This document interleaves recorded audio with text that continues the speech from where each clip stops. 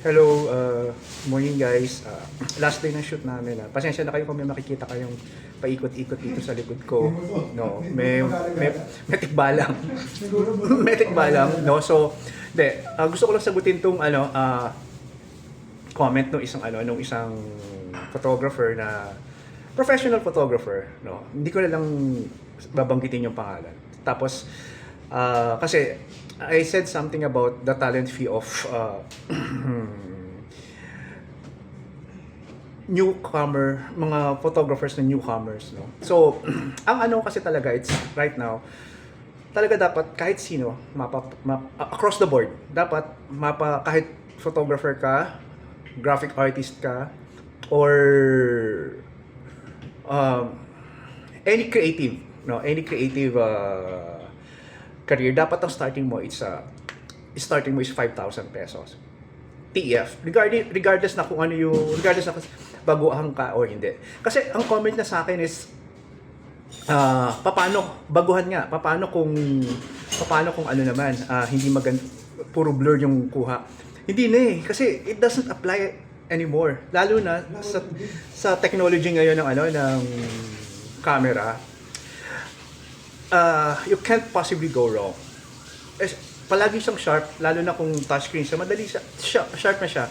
I guarantee you. Ngayon, ang labanan kasi ngayon sa photography, it's how you capture the images. It's not if it is blur or not, no. And then, of course, for me, ang talagang labanan ngayon is how you're going to capture the image, and then at the same time, how you're going to edit it, no. Kahit sabihin mo may AI pa tayo, kung maganda ang labanan pa rin kasi ngayon, it's editing. Kung maganda editing mo, fine. So regarding the 5,000 talent fee, yes, kahit baguhan ka, dapat 5,000 na yung talent fee mo. Same with other creatives. Like, say for example, starting model ka, dapat 5,000 na rin yung TF mo. Kasi ngayon, ang concern ko, it's yung time na inallocate mo para dun sa project na yun, no? So, unless syempre kung merong talagang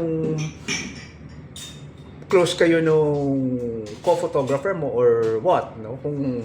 I'm talking of a backup photographers pala, sorry. Ngayon ko lang nasabi na backup photographers tapos baguhan pa.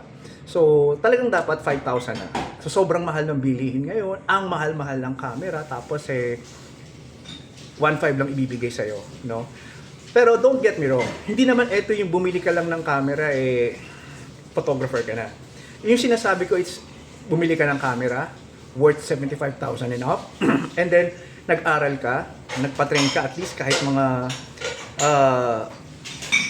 you underwent at least a month training for doing photography. That's enough for you to demand for that talent fee. So, yun yung yun lang yung stand ko, at yun yung point ko sa mga baguang photographers, mapa-back up ka man o hindi, dapat 5,000 na yung TF mo. Kasi sobrang mahal ng bilihin ngayon, and then ang mahal-mahal ng camera. So, yun na naman.